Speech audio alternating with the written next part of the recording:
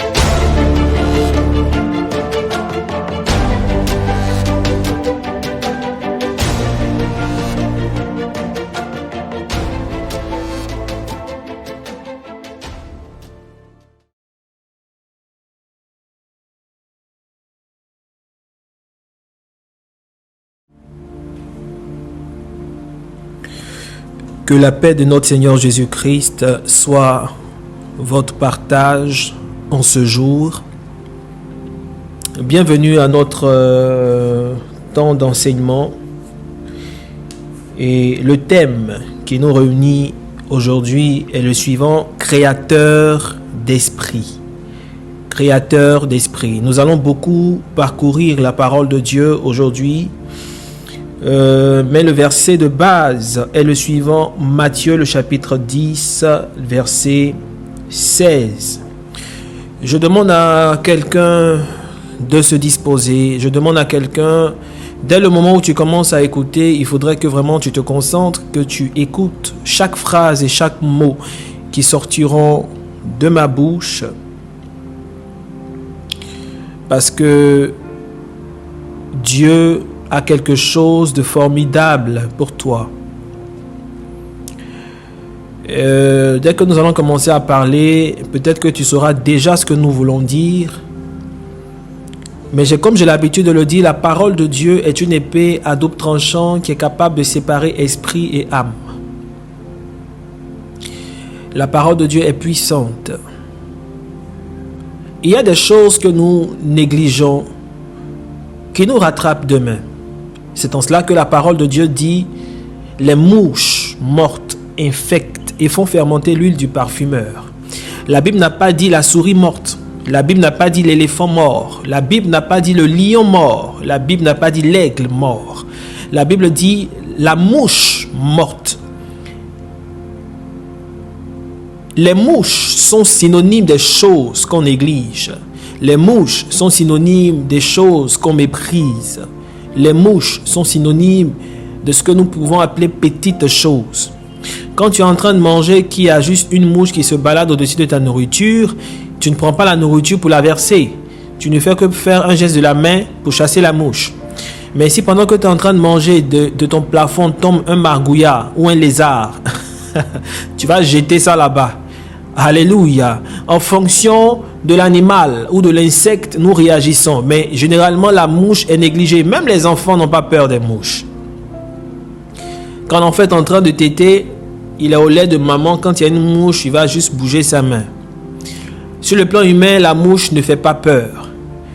Mais c'est tout autre chose sur le plan spirituel. La Bible dit la mouche que tu négliges là, c'est elle qui va faire fermenter ton huile.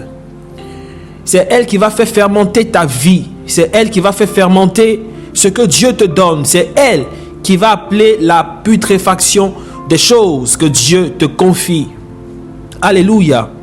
Et aujourd'hui, rien de ce que je vais dire ne doit tomber par terre, car elles seront très utiles pour ta vie aujourd'hui et pour demain. Matthieu le chapitre 10, le verset 16. Que nous dit la parole de Dieu? La Bible nous dit ceci. Je prends rapidement ma Bible dans le livre de Matthieu. La Bible nous dit ceci. Matthieu chapitre 10, verset 16. Voici, c'est Jésus qui parle. Je vous envoie comme des brebis au milieu des loups. Soyez donc prudents comme les serpents et simples comme les colombes. Alléluia. Retenez ce passage. Allons-y rapidement dans le livre de Jean, le chapitre 1er. Jean 1, le verset...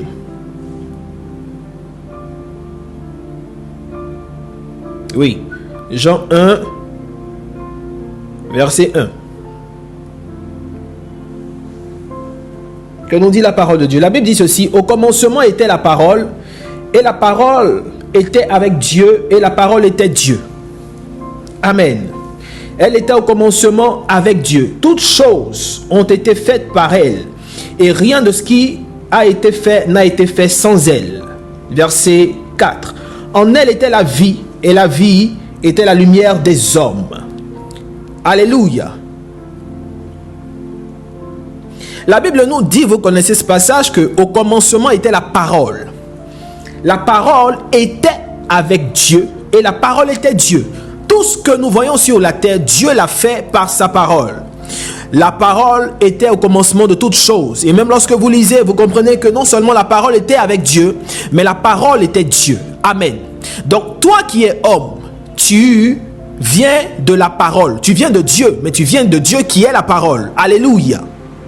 La Bible dit que Dieu a dit que les cieux soient. Les cieux ont été, que la terre soit, la terre a été. Alléluia. Toute chose a été faite par la parole. Je vais déjà marquer une pause pour dire à quelqu'un que ta vie, c'est la parole. Ta réussite, c'est la parole. L'échec, c'est la parole. Tout ce qui se produit, c'est la parole. Alléluia. Satan, sachant ces choses, Satan, sachant que la parole est au commencement de toutes choses, et ayant à son esprit de détruire la création, parfaite création de Dieu, qu'est l'homme, doit aussi utiliser quelque chose qui ressemble à la parole pour, n'est-ce pas, aller contre les produits, les fruits de la parole. Tu es un fruit de la parole. Tu es un fruit de Dieu, la parole. Alléluia. Le passage que nous avons lu, lorsque Jésus envoie ses apôtres dans le livre de Matthieu, le chapitre 10, le verset 16, il leur dit, je vous envoie comme des brebis au milieu des loups, mais soyez prudents comme des serpents. Ou, my own, the really pound in the heat. Soyez prudents comme quoi? Des serpents. L'ennemi savait. Vous savez, tout ce qui est dans la parole de Dieu, je ne veux pas dire que c'est un code, mais je veux dire que tout ce que Dieu dit est très important. Il n'y a rien que Jésus ne dise, il n'y a rien que Dieu ne dise dans sa parole qui soit le fruit du hasard. Je vais choquer quelqu'un. Pourquoi Jésus nous dit, il nous donne le conseil de partir et d'être prudent comme des serpents? C'est parce que nous devions normalement, et nous sommes comme des serpents. Oh my God. Jesus. Non, non, non, non, non. Reste là. Reste coché. Hein? Ne sois pas choqué, ne sois pas scandalisé. Je vais t'expliquer. Alléluia. Oh, alléluia. Quand Jésus dit, vous êtes mes brebis, quand il dit que je vous envoie au milieu des loups, vous êtes comme des brebis, ça veut dire que nous sommes des brebis. Et quand il dit, soyez prudents comme des serpents et sains comme des colombes, vous voyez que les chrétiens aujourd'hui aiment choisir. Vous allez remarquer que généralement dans les logos ou bien les prénoms, les surnoms, les gens vont parler de la brebis, du poisson, ils vont parler de l'aigle, ils vont parler du lion, ils vont parler de la vache, ils vont parler de l'aigle, mais vous n'allez jamais voir le serpent. Parce que tout de suite, on va assimiler le serpent au diable. Mais non, Satan, c'est un copieur. C'est un copieur. À l'origine, nous avons en nous l'attitude et le comportement du serpent. Pourquoi Jésus nous dit de faire comme un serpent? Qu'est-ce qui est la particularité du serpent? Qu'est-ce que le serpent a? Alléluia. Pour que Dieu nous assimile à celui-là, à celui-ci. Satan, sachant que nous avons en nous quelqu'un, Satan, sachant que nous avons en nous des attributs de serpent, il va utiliser ce même serpent-là pour venir contre nous. Oh my God, oh my God. La Bible dit que Satan se transforme, il se présente comme un ange de lumière. Ça veut dire que nous avons normalement la présence des anges de lumière. Donc, il vient contre nous en imitant. Amen. En copiant. La Bible dit que Jésus est le lion de la tribu de Juda. Nous sommes donc les lionceaux. Nous sommes même des lions. Mais quand l'ennemi vient contre nous, il vient comme un lion. Ça veut dire que si tu n'as pas le discernement, tu peux confondre. Tu peux penser que c'est Dieu qui vient à toi. Tu peux penser que c'est l'Esprit de Dieu qui vient à toi via le lion, alors que c'est Satan. Vous voyez que chaque fois que Dieu prend une nature, Satan essaie de copier la même nature. Si Satan a utilisé le serpent, pourquoi Satan n'a pas utilisé un autre animal? Pourquoi Satan n'a pas utilisé, je ne sais pas, quelque chose, mais Satan a utilisé le serpent. La Bible dit que le serpent était l'animal le plus rusé des champs. Il a utilisé le serpent, et lorsque le serpent est venu parler à Ève, vous n'avez pas vu quelque part que Ève était étonnée? Non, parce qu'il y avait des serpents qui étaient là. Amen. Il y avait des serpents qui se promenaient, il y avait le cobra, il y avait toutes sortes de serpents. Parce que en ce moment-là, rien n'était impur, rien. Rien n'était impur. Le serpent que Satan a utilisé n'était pas le serpent que Dieu avait créé. Le serpent que Satan a utilisé était le serpent, la copie du serpent que Dieu avait fait. Avant la chute, il n'y avait pas de péché. Tout ce que Dieu avait fait était parfait. Donc il y avait des serpents. C'est pas Satan qui a créé les serpents. Il y avait des serpents dans le jardin d'Éden. Alléluia. Mais pourquoi l'ennemi a fait la copie du serpent pour venir s'adresser à Ève? Là, je vais vous choquer. Écoutez, le prophète navigue dans la parole de Dieu. Il y avait des entités, il y avait des anges qui étaient comme des serpents. Oh my God! Il y avait des anges de Dieu qui visitaient le jardin, qui venaient parler avec Ève, qui venaient parler avec Adam, qui étaient comme des serpents. Voilà pourquoi Ève n'a pas trouvé étonnant devant un serpent. Voilà pourquoi Satan a utilisé le serpent. Mais il sait pourquoi il a utilisé le serpent, parce que le serpent a des vertus. Le serpent est oh my God, le serpent.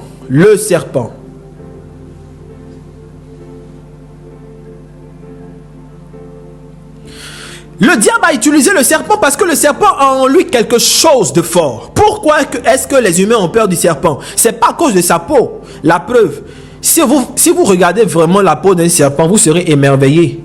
Parce que la peau du serpent est vraiment ça. Il a une belle peau. Le serpent a une très belle peau. Oui. Ils ont une peau brillante. Ils sont vraiment...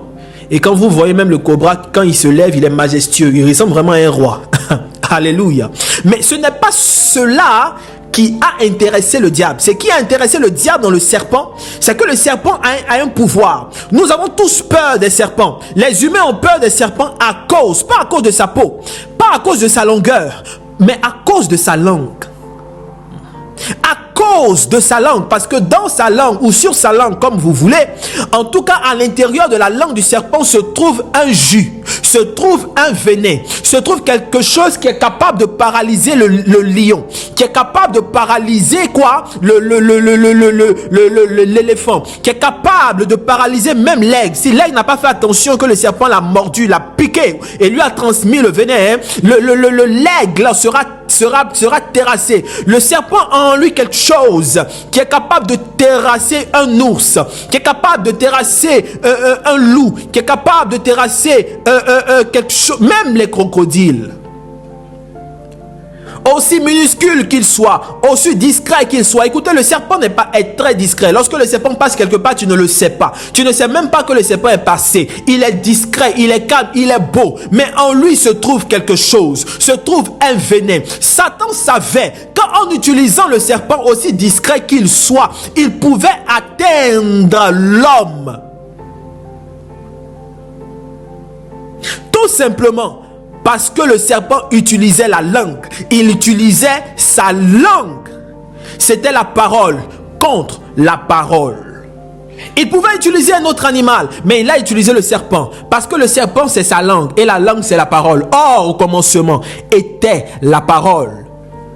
Pour aller contre les dires de Dieu, pour aller contre les principes de Dieu, il faut utiliser la parole. C'est une affaire de parole contre parole. Alamatu, les karabasunte, les hante, read about in the Lord. Alléluia. Maintenant, je vais vous choquer.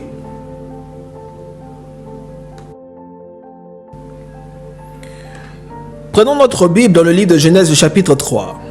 À partir du verset 1, je vais lire, c'est un peu long, je vais lire la parole de Dieu. Genèse, chapitre 3, le verset 1er, 1 à 7.